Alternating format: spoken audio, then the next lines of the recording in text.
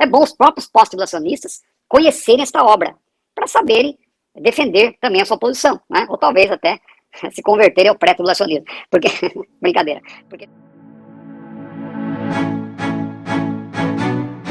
Então, a escatologia, todos sabem, eu não vou aqui chover no molhado, como se diz na linguagem popular, todos sabem que escatologia é o estudo das últimas coisas, é o estudo que compreende aquelas doutrinas relacionadas com as profecias com respeito ao futuro, escatologia, né?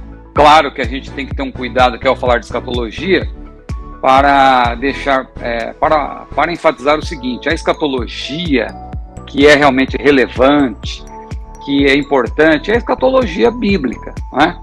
Não a escatologia especulativa, a escatologia aterrorizante, que hoje em dia está muito em voga, as pessoas são movidas por qualquer acontecimento, qualquer fato, qualquer coisa que acontece, o pessoal vai logo procurando na Bíblia um versículo comprobatório, alguma coisa, alguma profecia, e não é bem esse o papel do estudioso da escatologia, né? Mas aí eu cheguei no ponto que eu queria, então, realmente chegar, que é a respeito das principais escolas e onde que nós, pentecostais, né? Nós, porque eu sou pentecostal, eu sou assembleiano, claro que com todo respeito à nossa audiência, aí que eu sei que há pessoas que não são da Assembleia de Deus e que chegaram aqui na live também. Então veja bem, quais são as principais escolas de interpretação no campo da escatologia? Aí eu vou destacar quatro segmentos, e dentro de cada um desses segmentos, você vai ter aí várias escolas. Então, por exemplo, com respeito ao milenarismo, você vai ter 4 escolas principais. Milenarismo, claro, é o estudo a respeito do milênio. Então, quando se fala do milênio, comumente se diz que são 3 escolas, né? Pré-milenarismo, pós-milenarismo e amilenarismo. Na verdade, são 4. Porque o pré-milenarismo, na verdade, existem 2 tipos de pré-milenarismo. E não dá para você dizer que são coisas que são parecidas. Não, são totalmente diferentes.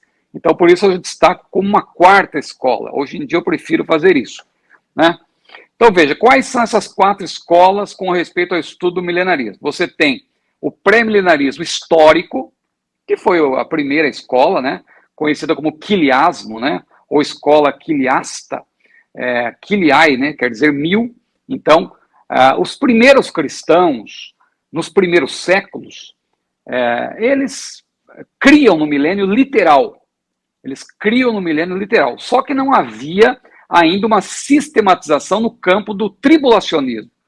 Quem fala aí, por exemplo, que não, eu sou pré-milenarista histórico e eu sou pós-tribulacionista, está exagerando um pouco aí na dose, porque o pós-milenarismo ele é posterior, ele é recente. A sistematização do tribulacionismo é tardia, né? Então, quando a gente fala de pós-milenarismo, quando a gente fala de pré-milenarismo, nós temos o histórico, que é a primeira escola, ou seja, que cria no milênio literal, mas não tinha uma compreensão muito clara da questão tribulacional, né?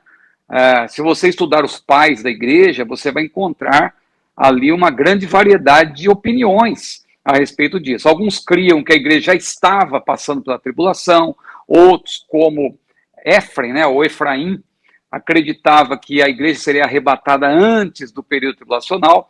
Então isso não ficou muito claro ali nos primeiros séculos. Só depois, a partir dos séculos 17, 18, 19, é que começou-se a sistematizar essa questão tribulacionista, que eu vou mencionar a posteriori. Mas então, com respeito ao milenarismo, temos o pré-milenarismo histórico, depois temos uma segunda escola, o amilenarismo, que é aquela escola que não crê no milênio, né, que é contrária à ideia de um milênio literal, por isso que ficou conhecida como amilenarismo, embora os próprios expoentes dessa escola não concordem com esse termo, eles até acham que é um termo pejorativo, mas eu penso que é um termo que se aplica porque eles de fato não creem no milênio literal. Quando você fala de amilenarismo, não é que não se crê no milênio, não se crê no milênio literal, porque eles alegam que eles creem no milênio como um reino aí que começou no primeiro século, quando Jesus veio ao mundo, mais precisamente quando ele morreu na cruz, e se estende eternamente. Essa é a diferença entre o amilenarismo e o pós-milenarismo. Eles creem da mesma forma que o milênio não é literal, é espiritual, só que os amilenaristas creem que o reino é eterno, ou seja, já estamos no milênio e o milênio continua por toda a eternidade. É o reino de Deus que é eterno. Já os pós-milenaristas, eles creem que o milênio se encerra, claro, quando Jesus voltar, né? E eles creem também naquela ideia do progresso e tal, que o mundo vai progredindo por meio da pregação do evangelho. O pós-milenarismo estava muito em voga no século XIX, né, por causa da ideia do progresso, mas logo depois veio um balde de água fria com as duas grandes guerras mundiais no século XX. Então o pós-milenarismo perdeu um pouco do protagonismo e aí emergiu o pré-milenarismo dispensacionalista, que é a nossa escola. Então, os pentecostais assembleianos, apesar de haver pessoas aí que ficam rindo, às vezes, você é dispensacionalista, kkk. Geralmente, essas pessoas que riem, lamentavelmente, são pessoas que não tomam tempo com o assunto, não leem obras de eruditos que tratam dessa questão. São pessoas que, lamentavelmente, pararam no tempo, no campo da pesquisa escatológica, e utiliza como melhor argumento o deboche, né? O argumento ad hominem, o argumento histórico que não se sustenta, aquela história que diz, olha, em 1800, 1900 anos, ninguém falou nada de dispensacionalismo. Isso aí é conversa, porque, como eu já falei aqui, todo estudo da escatologia, praticamente, né, a sistematização é tardia. Né? Não houve sistematização precisa antes da reforma, e depois da reforma também levou um tempo, porque o próprio Lutero e Calvino e outros reformadores não tomaram tempo com o livro de Apocalipse. Você pode ver que Calvino escreveu sobre praticamente todos os livros da Bíblia, mas não tomou tempo com Apocalipse. Lutero também ele nem gostava muito do livro de Apocalipse. Depois ele mudou um pouco esse pensamento, mas ele não deu muita atenção para o livro de Apocalipse. Inclusive Gerald Bray, naquela obra História da Introdução, a História da Interpretação da Bíblia, né, da editora Vida Nova, Gerald Bray, ele diz lá com todas as letras que realmente Lutero e Calvino não tomaram tempo com a escatologia, e quem veio a sistematizar melhor, o próprio Gerald Bray reconhece, quem veio a sistematizar melhor a escatologia foi ninguém mais que John Nelson Darby, tão criticado. As pessoas às vezes falam, John Nelson Darby aprendeu com uma menina de 14 anos chamada Margaret MacDonald. Veja, quem usa esse tipo de argumento não tomou tempo para estudar sobre isso, porque John Nelson Darby era um teólogo. John Nelson Darby não era um aventureiro, uma pessoa que não... Ele era um teólogo, um homem poliglota, que tinha um conhecimento vasto. Ele até teve contato com essa jovem chamada Margaret MacDonald, que, na verdade, tinha umas ideias um pouco confusas, e há um livro que eu estou aqui próximos deles, e posso até lembrar, esse livro aqui, já vou indicando, Quando a Trombeta Soar, esse é um livraço que a editora Chamada lançou nos últimos 6 anos, 5, 6 anos, é o melhor livro de escatologia, na minha modesta opinião, que reúne um time de eruditos pré-tribulacionistas. E tem aqui um capítulo que conta toda a história de John Nelson Darby, o seu tempo de jovem, as suas pesquisas e tal, a sua formação. Você vai ver que John Nelson Darby não era um curioso, ele era um estudioso realmente do assunto. E ele até conheceu essa menina, essa jovem, mas ele considerou depois até demoníaca a posição. Né? Ele rechaçou. Então, essa menina não teve influência, essa jovem não teve influência sobre o pensamento de John Nelson Darby. E ele foi o que melhor sistematizou a escatologia do ponto de vista dispensacionalista, mas ele não foi o primeiro, é bom que se diga isso, ele foi o que melhor sistematizou. Mas antes dele, esse livro também mostra isso, não somente esse livro, muitos outros que eu poderia aqui mencionar. Você tem, por exemplo, o Manual de Escatologia do Dr. Dwight Pentecost, né? Muito boa obra. Você tem o Manual de Escatologia de Paul Benoit, também editora Chamada, esse é da editora Vida. Você tem da CPAD, olha aqui, a pequena Enciclopédia Popular de Profecia Bíblica de Tim LaHaye e Ed Henson, né? Tim LaHaye, que aliás era um teólogo. Você vê muita gente jogando pedra no Tim LaHaye, dizendo, Tim LaHaye é um escritor de ficção. Quem fala isso não conhece Tim LaHaye, porque 80% da obra de Tim LaHaye né? Tim LaHaye conhecido no Brasil como Tim LaHaye também, né? 80% da sua obra é não ficcional, porque ele era um teólogo, ele é o fundador de um instituto de pesquisas acadêmicas, né? Na Califórnia e tal, juntamente com Thomas Ice e outros grandes eruditos. Então essa obra é uma obra monumental, né? Muito boa, e tantas outras que eu poderia aqui indicar, né? Essa aqui, ó, O Arrebatamento, de John Walvoord, grande especialista na área de escatologia, e os nossos principais escatólogos, vamos dizer assim, né? Tantos mestres da Assembleia de Deus, vou destacar só dois aqui, o nosso mestre Antônio Gilberto, com Daniel e Apocalipse, é uma capa antiga, hoje já tem capa nova, Stanley Horton também, grande teólogo, e tantos outros. Então, com respeito ao milenarismo, nós temos essas 4 escolas.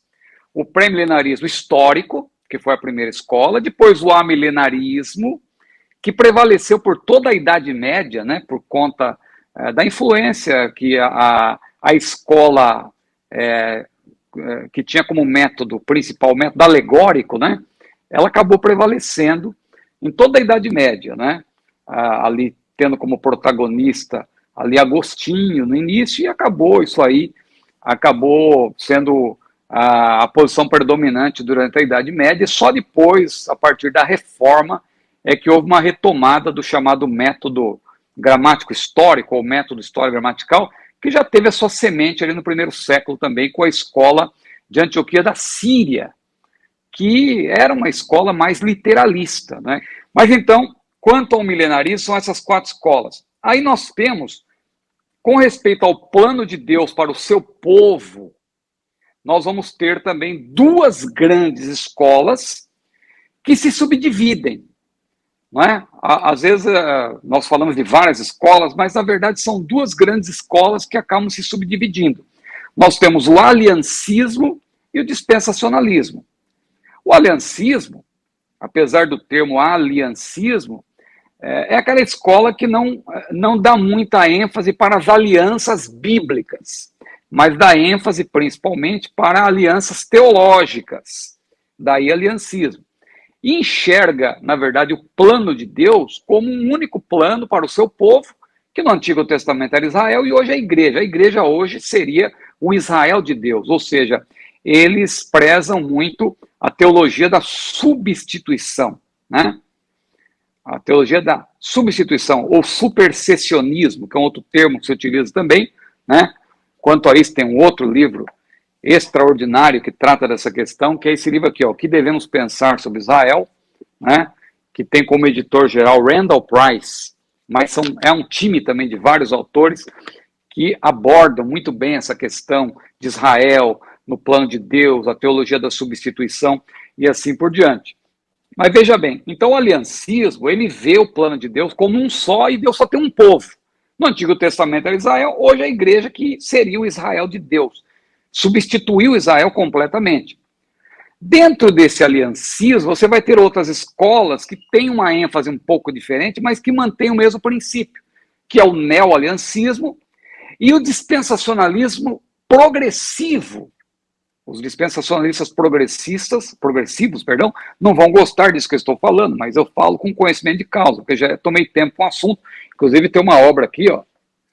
Deixa eu ver se ela está por perto. Essa aqui, ó.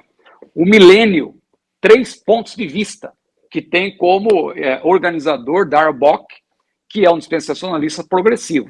Mas aqui ele ouve a posição de 3 expoentes do milenarismo, né? Um pós-milenarista, um amilenarista e um pré-milenarista.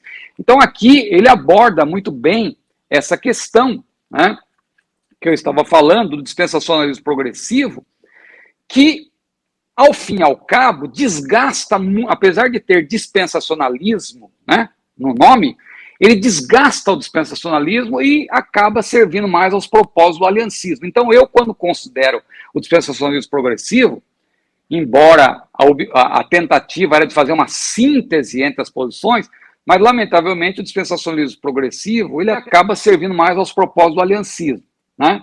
Então, eu classificaria o próprio dispensacionalismo progressivo, juntamente com o neoaliancismo, dentro do mesmo pacote do aliancismo. E aí nós temos, do outro lado, o dispensacionalismo. Aí sim, esse se divide em duas escolas. O clássico e o revisado. Né? Nós, como assembleianos, claro, nós prezamos o dispensacionalismo clássico, com alguns elementos que são próprios da nossa teologia. Eu posso citar um exemplo, a questão da ressurreição dos salvos dos tempos do Antigo Testamento. Se você pegar obras de dispensacionalistas clássicos e até revisados, como você tem, por exemplo, a obra de Schaeffer, né? Esses principais temas da Bíblia, ou a obra mais completa de Schaeffer, juntamente com o Alvor, né? Essa obra aqui foi escrita por Louis Schaeffer e revisada por John Alvor, né? Então, se você pegar essa obra, você vai ver que eles defendem também a obra de Dwight Pentecost, né? O Manual de Escatologia. Você vai ver que eles dizem que os santos do Antigo Testamento só vão ressuscitar lá em Apocalipse 20, lá, né, quando Jesus voltar na sua manifestação em poder e grande glória, quando ele pisar na terra. Já nós, os pentecostais assembleianos, Antônio Gilberto, todo o nosso time de teólogos assembleianos aqui do Brasil, né, autores dos das lições bíblicas, o próprio Stanley Horton e outros, você vai perceber que eles defendem que os salvos dos tempos do Antigo Testamento foram salvos antecipadamente pela graça, pelo sangue de Jesus que foi derramado, ou seja, a obra de Jesus tem um efeito retroativo, eles foram salvos por antecipação, e, portanto, eles são também mortos em Cristo. E Hebreus 11 prova isso. Eu exposo essa posição também, porque Hebreus 11 deixa claro, porque Abraão, Moisés, né? Abraão também, a Bíblia descrevia o dia de Cristo, né? E Moisés diz que ele, sendo filho da filha de Faraó, recusou ser chamado, né, filho da filha de Faraó, preferindo antes ser maltratado com o povo de Deus, do que por um pouco de tempo ter o gozo do pecado, porque ele tinha, na verdade, como meta, ele ansiava, na verdade, pelo vitupério de Cristo. Veja, se isso não é uma ênfase para o fato de que Moisés foi salvo antecipadamente, ele não viu Cristo como os crentes do primeiro século tiveram oportunidade, mas ele viu por antecipação, porque Jesus também, a Bíblia diz lá em Apocalipse 13:8, Jesus é o cordeiro que foi morto desde a fundação do mundo, não é antes, é desde. Alguns dizem antes, mas o texto ali é claro, desde. Significa o que isso? Que todos os cordeiros que foram mortos de maneira sacrificial apontavam para Jesus, o sacrifício perfeito. Por isso que Jesus é o cordeiro que foi morto desde a fundação do mundo. Porque cada vez que um cordeiro era morto sacrificialmente, ele apontava para Jesus. Ou seja, aquelas pessoas estavam sendo perdoadas por Jesus, de maneira antecipada. Ou seja, a obra de Jesus tem efeito retroativo. Elas foram salvas por antecipação, pelos pecados dantes cometidos, né? Foram salvas dos pecados dantes cometidos pela paciência, sob a paciência de Deus, perdão. Então aí está, eu quis só dar um destaque de uma diferença do nosso dispensacionalismo, que é clássico, mas tem algumas ênfases diferentes. O dispensacionalismo revisado, ele não difere muito do clássico, não é? Ele, na verdade, é um refinamento do dispensacionalismo clássico. Então, nem vale a pena a gente explorar muito diferenças, porque é questão de número de dispensações, uns acham que são 7, outros acham que é 3 ou 4, mas o princípio que rege o dispensacionalismo é o mesmo. Qual é o princípio? Que Deus, na verdade, tem dois planos. O dispensacionalismo clássico, né? O revisado vai dizer que Deus só tem um plano, mas tem dois povos. O mesmo plano se aplica aos dois povos. Mas qual que é a característica principal do dispensacionalismo? A separação radical entre a igreja e Israel. O plano que Deus tem com Israel está de pé. Nós estamos em um parêntese, nós estamos em um intervalo, né, um intervalo parentético. A igreja entrou nesse intervalo, né? Mas o que Deus prometeu para Israel, a aliança que Deus fez com Abraão, uma aliança que é perpétua, Deus vai cumprir, né? O livro de Ezequiel mostra isso, Daniel mostra isso, e assim por diante, tantas outras profecias.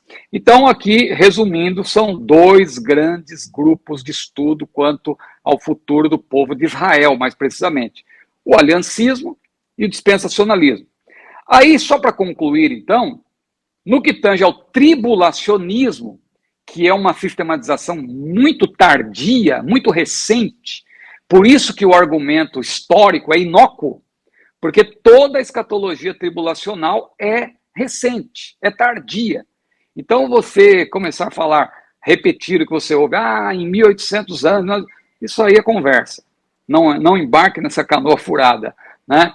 Se você estudar com base erudita, você vai ver que toda a escatologia no campo do tribulacionismo é tardia. Inclusive, o pós-tribulacionismo, que às vezes há pessoas que são pós-tribulacionistas criticam o pré-tribulacionismo, usando esse argumento, entre aspas, de que o pré-tribulacionismo é a escola mais nova, não sabe do que está falando. Por quê? Porque dentro do pós-tribulacionismo você tem 4 escolas.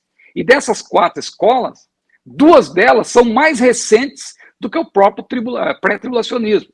Então, dentro do pós-tribulacionismo, você tem o pós-tribulacionismo clássico, que é melhor esposado por aquele teólogo chamado Burton Payne, né? Então, você tem também o semiclássico de Alexander Rees. Aí você tem o futurista, que está em voga hoje, né, de George Led. A gente vê muita gente falando de George Led. E o dispensacionalista, e o pós-tribulacionismo dispensacionalista. Por incrível que pareça, existe pós-tribulacionismo dispensacionalista de Robert Gundry, né? Então, essas 4 escolas aí, para você ver como o pós-tribulacionismo, embora se diga que é a escola mais antiga, ela, na verdade, se subdivide em 4 posições. Se você quiser, aí, ó, já que eu estou recomendando obras, eu já recomendei essa aqui, O Arrebatamento de John Alvar. Ele tem aqui uma exposição bem clara de cada uma dessas 4 posições do pós-tribulacionismo. É bom os próprios pós-tribulacionistas conhecerem esta obra, para saberem defender também a sua posição, né? Ou talvez até se converterem ao pré-tribulacionismo. Porque, brincadeira, porque tem muita gente que diz assim, eu era pré-tribulacionista, mas depois que eu comecei a estudar o pós-tribulacionismo, depois que comecei a estudar, eu abandonei o pré-tribulacionismo. O meu caso é diferente, eu estudo escatologia há mais de 30 anos, e quanto mais eu estudo, mais convicto da posição pré-tribulacionista eu estou. Então, dentro do tribulacionismo, do estudo tribulacionismo, temos 3 escolas gerais, porque tem outras também. O pré-tribulacionismo, que é a escola que nós esposamos, que crê que a igreja será arrebatada antes do início do período tribulacional de 7 anos, ou a 70ª semana de Daniel, que está suspensa, porque estamos no intervalo, né? Temos o mesotribulacionismo, que é uma escola aí que crê que a igreja será arrebatada em meio ao período tribulacional, e o pós-tribulacionismo, como eu falei, não é único, tem 4 posições. Então, professor Brian, seria isso. Sim, e um último ponto só para destacar, com respeito à literatura apocalíptica profética. Porque, claro, se eu falar só literatura apocalíptica, muitos vão pensar que eu estou falando também daquela literatura que surgiu no período interbíblico. Não, eu estou falando da literatura apocalíptica constante do texto sagrado.